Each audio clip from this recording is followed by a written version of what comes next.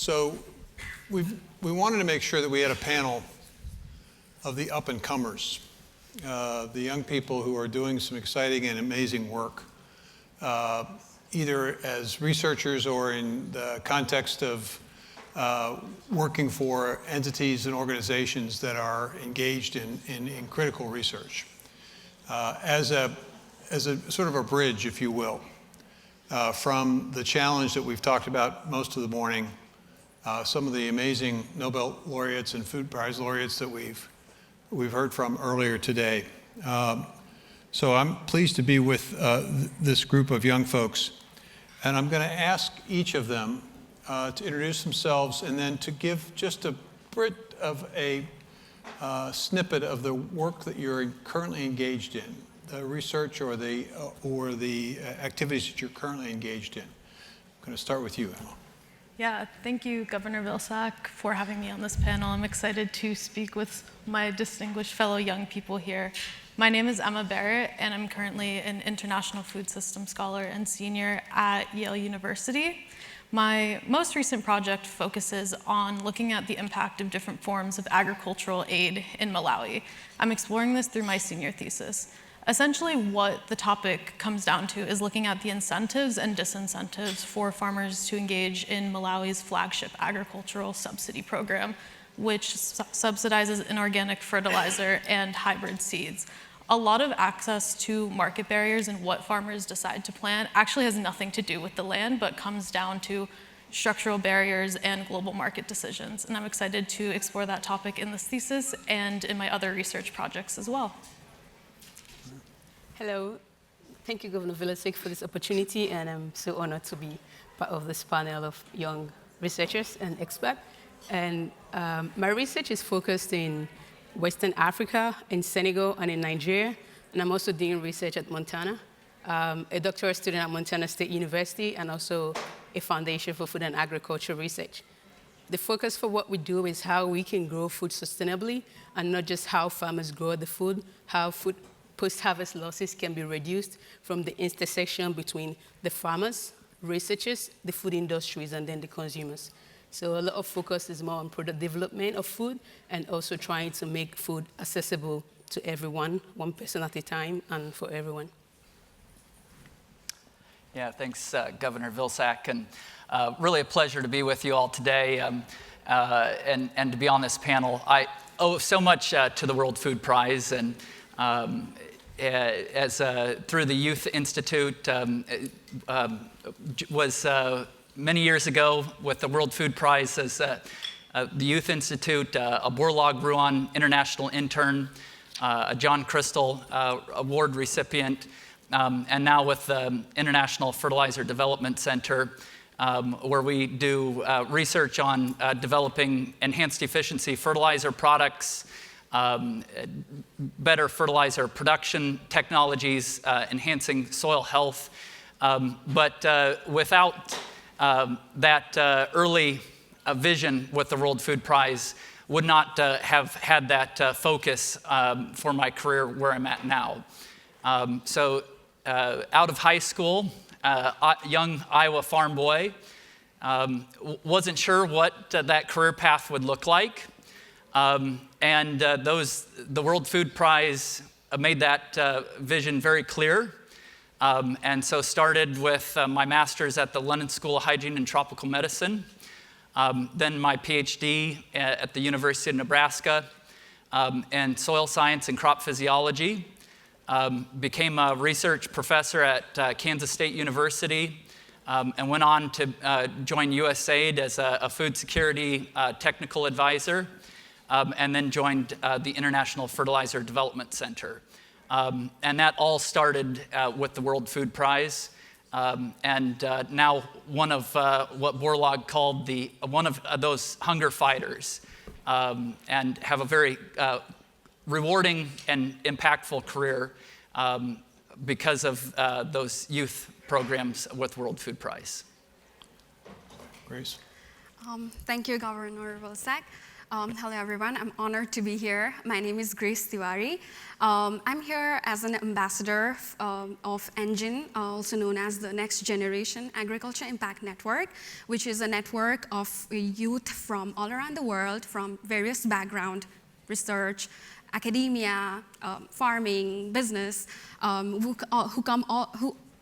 all come together to advocate for agriculture and food security, and also advocate for youth in agriculture, which is also a part and have their voices shared in platforms like the DialogueNEXT. Apart from that, I'm also a PhD student at the Pennsylvania State University, studying entomology and international agriculture. My research is focused on developing automated smart traps to monitor critical pests like corn earworm, fall armyworm in the field. So yeah, I'm glad to be here. That's my introduction. All four of you have worked with farmers in many cases in different countries or in different parts of this country. I'm curious your take on the challenges between commercial scale operations that you may have had experience with and smaller and mid-sized operations or even smallholder farmers in other countries. Talk to me about the similarities and the differences and the work that you're doing and how it becomes easier or more difficult depending upon the type of farmer you're working with. Emma, I'm going to start with you. Yeah, that is a great question, Governor Vilsack. I will say the majority of my experience has been with smallholder farmers, so I'm coming from that perspective. I think it's a little bit different when we talk about innovation for smallholder farmers because a lot of that farming is not for export. It's not for sale, at least beyond a local capacity. It's really for subsistence of one's household unit and also the local community. And so when we think about innovation, we oftentimes think about like tangible technologies, but a lot of times for smallholder farmers, social technologies are just as important. One example that I can give you is when I was also a Borla Agro and international intern like Zach in India, and I worked with the MS Swaminathan Research Foundation.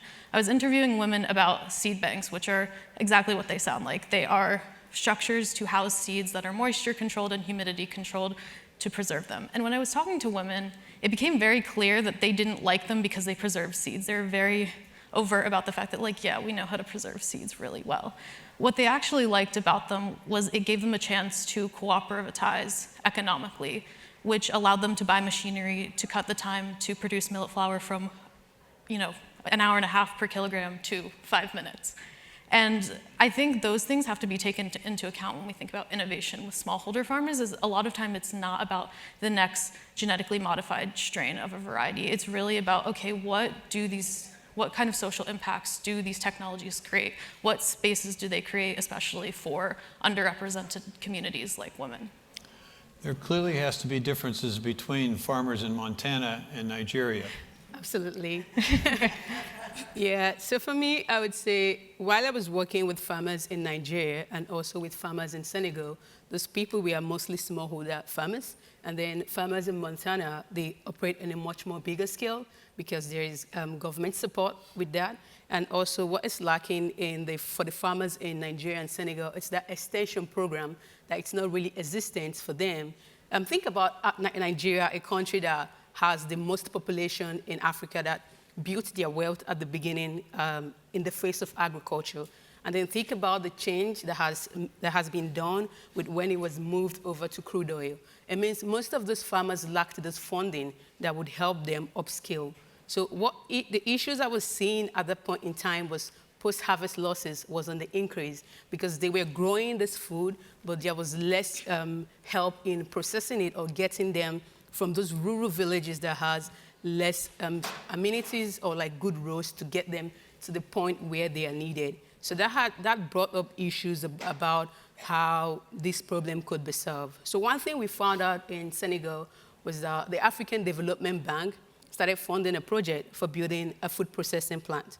So right there and then, these farmers can grow and then have them developed into food that would be accessible to everyone and help solve the hunger issue because the highest food insecurity is faced in most countries in Africa. But While in Montana, Montana has a climate that's really good for pulse crops. And pulses are good because they are nitrogen fixers. So the change you could see with that is that these people have more support, and then they grow on a large scale. They have big machineries that could help them. And then why the other people have less support because of the huge shift from agriculture to crude oil. But one similarities between the both of them is that they are passionate about what they do. Farmers know what they want, they know how they want to put it, and they want to make food available for everyone. Zach? Yeah, I think, growing up on an Iowa farm, but now working also with many smallholder farmers globally, one similarity that I see of many is the challenges are actually more similar with a lot of complexity with farm decision making, with multiple objectives of the food production system, not just for producing more food with that farming system, that's one aspect of it, but doing so that it improves the profitability of the farming system, doing so that it preserves sustainability for many generations, making decisions so that it's doing so with less labor and efficiency of labor, doing so so that you're producing better quality food. And so that systems thinking is really important, whether you're an Iowa farmer, whether you're a smallholder farmer in a remote village. And thus, as science, we need to be innovating as a system as well. And so that's something to really get the value out of our food system that I see a lot of similarities there. One difference, though, is that in a U.S. system, you see innovation happening and investment along many of those pieces to improve the efficiency along that entire system so that there is greater value coming. And in a smallholder setting, you need that same investment happening along the entire system so that there's value happening in the same place. And that's where it takes a multitude of hunger fighters that Borlaug was calling for, not just the agronomist by himself or the soil scientist or the crop breeder, but a diversity of young people with different perspectives that can add value along that farming system to really make agriculture have the impact that we're all aiming for. So for me, I come from a beautiful country, Nepal, which lies in South Asia. One dissimilarity that I witnessed after coming to US, I was doing my master's in Oregon, was the acreage. Like usually in Nepal, almost everyone is a smallholder farmer who have like maybe 1 to 5 acres of land, whereas here in the US, they have like the least acreage of land a farm owner would have was like 50, 100, and then maximum it can go up to 15,000 acres. So that was a huge dissimilarity for me. And then also the availability of resources in terms of like technology. We in Nepal are still implementing traditional methods of agriculture, which produces less and which limits the productivity of food, whereas here we're using like this huge technology. And then my research is also on AI and integrating a modeling system to improve agriculture. So this has this is still an existing dissimilarity between Nepal and the US, but the things that are similar is the likeliness of agriculture and food security. Like both they both have the same goals and same objectives, and then the need for agriculture and food system transformation. So I think those are the similarity and Grace, let me ask you, you mentioned AI, and that's an innovation that we hear a lot about. As you look at this as a young person, and you're sort of at the beginning of your career and at the beginning of the AI revolution, what do you see the promise and the peril of AI from your perspective? Okay, so again, okay, so let me make it this way. I'm not a rural farm kid. I'm an urban. Like my mom and dad raised me in the capital city of Kathmandu in Nepal. I had zero knowledge about agriculture. But then the development happened in such a way. Like I was heavily influenced by USAID projects happening in Nepal and different government, non-government agencies coming together to. I'm just giving a background, like how I became interested in the first place as an urban kid.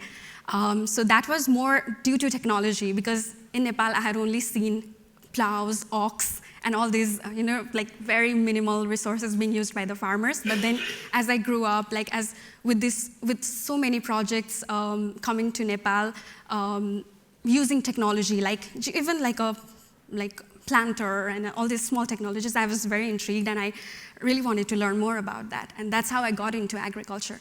And like after getting my bachelor's degree, I was like, okay, now I want to do more research. And US was the pioneer of agriculture research, and that's when I came here. And then here, like in this era of technology and AI, I got to know about my professor, my PI, who was working on similar field. And then I felt like as a youth, since, the people who are involved in agriculture is declining over the past few years. Even in Nepal, 80% of population were farmers, whereas 10 years down the line, it has declined to 62%. So similar must be the case in the US as well. I haven't seen the statistics, but so to bring more people in agriculture, in farming, in the field, I think technology would be really fascinating and really attractive for them. So I think that is the major pro of AI technology, whereas the cons would be it's still developing. It's still we still haven't gotten robust result. So it's still in the developing phase. Hopefully in the future it gets better, and we have a very reliable technology. So right now there are still research and trial phase, so that would be the.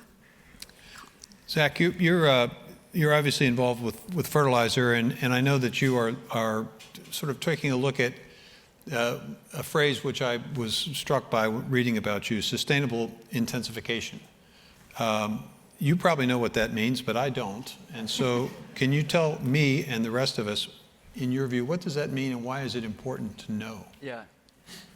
Well, it gets back to producing more with less, and being able to produce the food that we need globally on the same or less amount of land. And that allows us to achieve multiple objectives at the same time. That means minimizing trade-offs, maximizing synergies, which means conserving more land for nature. It means being more profitable. It means having our productivity goals and doing that simultaneously. And that is only accomplished with good science. It's not the technologies themselves that are bad. It's when technologies like fertilizer, for example, are used non-judiciously that it doesn't support sustainable intensification. But when they are used with good science, when they are used and accelerated with innovation, they're an essential part of sustainable intensification. And you cannot have those simultaneous objectives achieved without fertilizer and without good crop breeding. And that's why it's so core for those win-win-win synergies with innovation. So let me ask the two of you a question, since you're involved in research. You're dealing with the difference between the hypothetical and the real. How do you cross over, and how do you essentially take the hypothetical and make it real? and how do you communicate that? Yeah, so let's take, for example, if I had to take a donkey to DC from Montana, I might still be on my way at the moment. So I know there are concerns about artificial intelligence and its application, be it in research and be it in other sectors. But what I would want you to understand from this point of view is that when in the lab, probably when we are applying AI, for example, in reducing product development time, if you can be able to make an hypothesis that, oh, okay, yeah, if you use artificial intelligence in doing a precision model that could say when you mix this number of ingredients, or if you use cereals and grains to get cereals and legumes together, you would have this nutrition that is lacking in this one and that's not lacking in that one.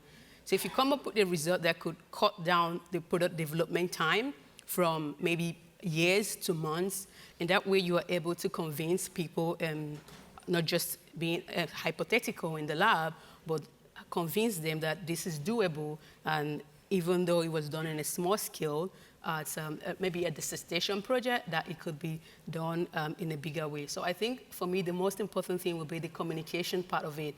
It's how you communicate these little works that has been done, because recently there's been a huge gap in the academia and in the industry. A lot of students do a lot of good work in the lab, but it's not being projected towards in the industry for it to be used. So the way you can communicate not just to stakeholders, to policymakers, or to people in the academia of what was done in the lab and then how it can be used in the industry, or how farmers can make use of that to grow food that it's sustainable and it's also accessible for everyone. I think that's the huge way of letting people know that this was done, but this can be done with research.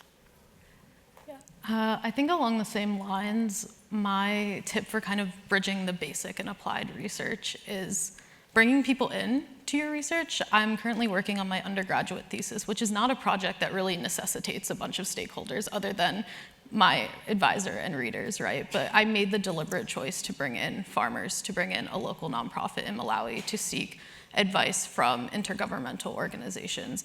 And I think through all of those perspectives, I've created something that is very holistic and very in touch with a lot of the realities that we face, especially because smallholder farmers and their voices have historically been muted. And it is important to see the ways in which they are regarded, not just talking to the farmers, but the way that they are included or currently not included in a lot of these conversations.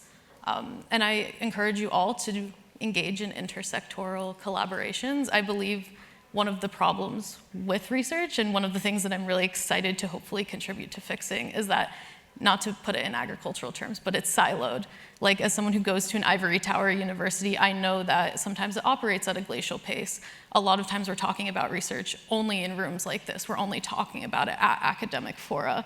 But I actually get most excited and most nervous to share my research on WhatsApp chats with farmers and to my peers who are interested but not experts, right?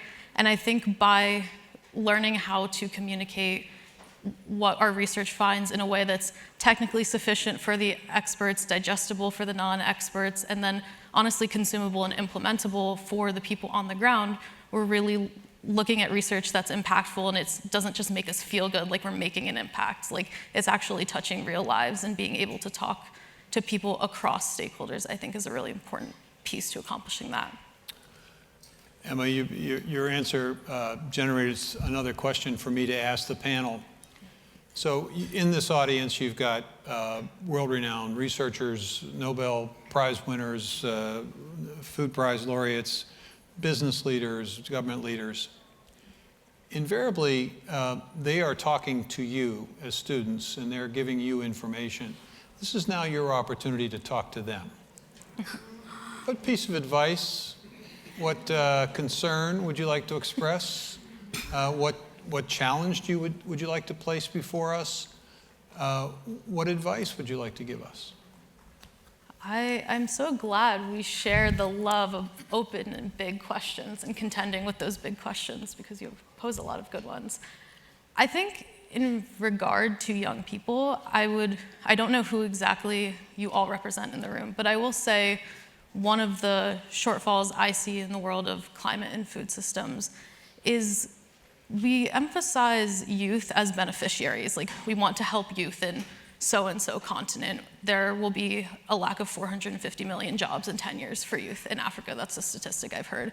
But I think there's a gap between recognizing the importance of youth and then actually including youth in the administrative decision-making of a lot of organizations. I'm not talking to anyone in particular. But I think it's time that we shift the paradigm from thinking about youth just as the future and just as the beneficiaries, instead of the present active decision makers in a lot of these organizations.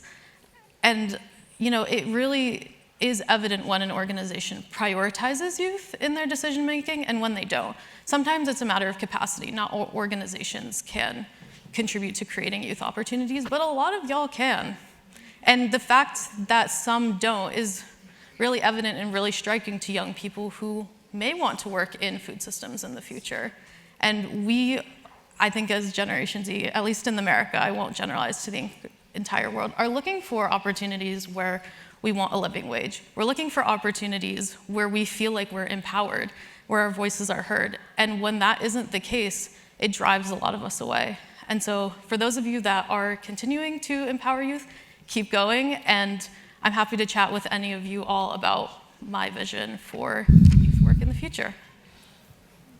Yeah, so I would say events like this, where youths can be able to hear from people who's gone through that stage or through that path for a long period of time. It's something that I'd say that it's not been done very much. Most times, it's usually youths are going to conferences where they can see their peers are presenting, but there is less opportunities where youth can have more conversations with this renowned people who's been in the field, who's been doing this for a long time. So I think making these avenues where you can talk to younger researchers and younger generations about you're working on your research and it's failing, that's okay. You know, they are positive. You could get positive result and you could get negative result, so that they don't feel like they just give up. But it's something that you work on it fails, you can try again. If you're passionate about it, you can try a new angle. You can talk to your supervisor about it. You can talk to a mentor about it. So I think creating more avenues where younger researchers can talk about the processes that they are going through, because it's a new generation and there are changes every day. Things are being done differently now. So if there's their avenue, I think that would be good. And I would also be happy to talk more to people that I've met here today, and as well keep that connection going with my peers and to how they can reach to them as well. Well, I want my, I guess, call to action or priority or message to go a bit lower and focus on the soil a bit. You know, a couple things strike me that even myself overlooked for a long time, that really the food that we're about to eat, 95% of the elements that we'll consume came from the soil. And of the food on our plate, 50% of that wouldn't even exist without fertilizer. Now, fertilizer has an outsized role in our food system, but it's become a bit of a dirty word. Now, it does have a challenging role in our complex system. But if we apply good science, it can't be thrown to the side. But with good science and the judicious use, we need to double down on our focus of the movement of elements from the soil and through our system to our food for healthy, productive food, and really focusing on soil health, and whether that's how we produce elements with green processes, green ammonia, green nitrogen, to the enhanced efficiency fertilizer products to ensure it gets to plants more efficiently, to how we apply it with agronomy and manage it. We really need to, I think it's been overlooked and in fact been seen as a dirty word. So just a call to really see nutrients in a new light for the importance of our food system. We're talking about global food security here. So one advice that I would like to give to my seniors, professionals, like leaders, is to provide funds for research, for agriculture, basically, to youth to all across the world. Here, after coming to US, I felt like, students here are getting funded through NIH or NSF or USDA grant or so many different fundings, which is great. So I wish, I hope that more fundings were available all across the world to do research or any kind of practices in terms of like agriculture and food security, so that we could bring more youth to the table, and then they could become the future for like agriculture innovation and that. And also incorporating agriculture and food security subject in biology in the high school level would be also a great suggestion, like if anyone can implement that. Zach mentioned that we'll soon have lunch, which is a reminder that we in fact are just about ready to wrap this panel up for lunch. So I'm just going to end with one final question here. As you have engaged in your journey with agriculture and food, and as you've been involved with research and things of that nature, what have you learned about yourself that has surprised you as a result of your experience in this field? How have you grown as a person as a result? What attitudes did you bring into it that have now changed? Who wants to go first? Okay. I think just the importance of tackling any of these challenges as a team and partnership, and a generation of different perspectives to tackle complexity. Almost every challenge, whether it's soil health, the solutions are not as simple as just nutrient management. They usually take solutions across social science and economics and environmental science, all coming together towards a common challenge and an objective. And early in my career, coming to that realization and then putting partnerships around a common objective was really, I think, one of the fastest switches to being impactful in my career. So,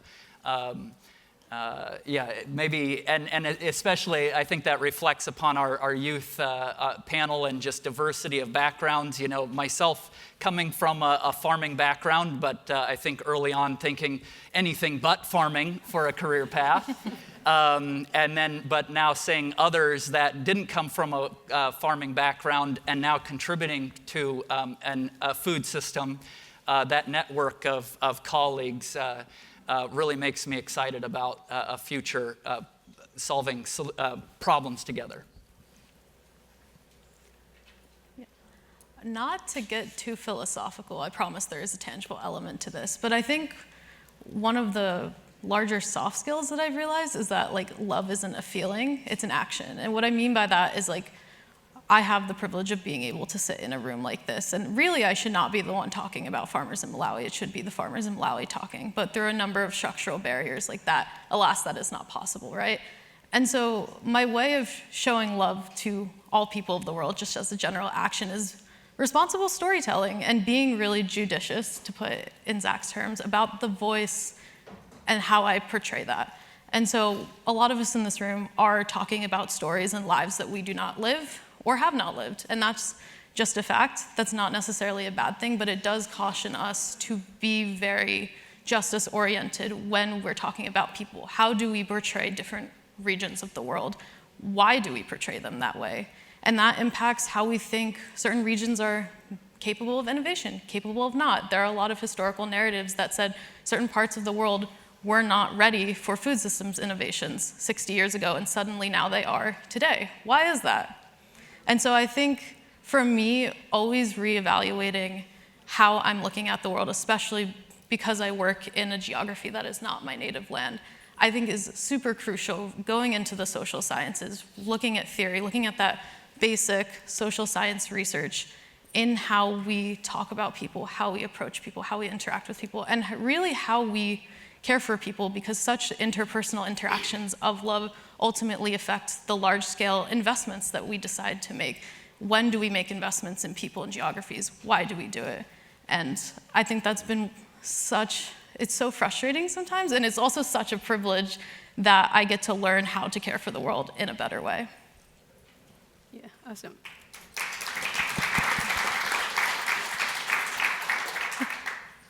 Yeah, so one thing I found that growing up in Nigeria and then seeing how farmers produce their crop in Nigeria and then traveling to Senegal for my master's research, which was in sustainable food system, was the fact that I had to say, okay, wait, take a step back and then listen to what these farmers are saying, in the sense of that they have this patience because they know what they want to do. So we sat down with them, we had focus group discussions with them. I learned to listen.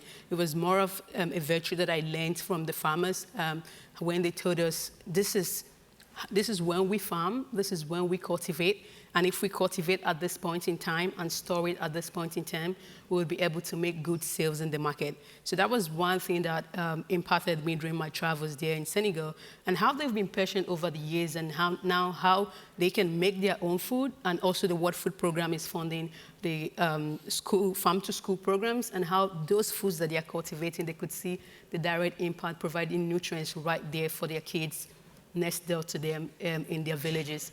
So for me, it's taught me patience, and it's taught me how to see the world in a different view, how to see how, even though we have differences in being in different continents, being here in the United States, how things are done differently in Montana or in Nigeria or in Senegal, it's taught me to just take a step back, listen to what they want to say, and then before you can pitch in what you have, by then you've learned from them, and then you're working with what they want for themselves, and just how science can help enhance it, not to change it completely, but to make it better. So for me, my parents wanted me to become a doctor, a medical doctor. But then I was scared of needles, blood, and so although I took biology, I did not go to medical school. Maybe I see their perspective, like it is more respectable profession, and then you give back to your society, you live a more purposeful and meaningful life. So because I could not do that, after my high school, I pursued this agriculture degree, and then now I'm pursuing my PhD degree. So over this time, graduate school has not been easy. It has been very, very difficult, being away from family, being away from friends back home, and then but being in this situation is rewarding. And over the years, I've learned that yes, I'm still going to live a purposeful and meaningful life and give back to the society, maybe through research, through innovation, through extension, to the farmers, and not just within my community, within my society in a small town in Nepal, but globally through my research and innovation. So that is what I've, every time I'm sad or frustrated with graduate life, I think that is one thing that drives me and motivates me. So I've learned that over this time. Well, maybe you can tell your parents that you're going to be working on food as medicine. That would be the best of both worlds. Yeah. I think this panel has underscored a point that most of the panelists made, which is it's important for us to listen to these young people. They have some wisdom to impart to us, and they have a very definite idea about the way the future needs to be shaped, and they want to be part of it. So please join me in thanking this panel for a very informative discussion.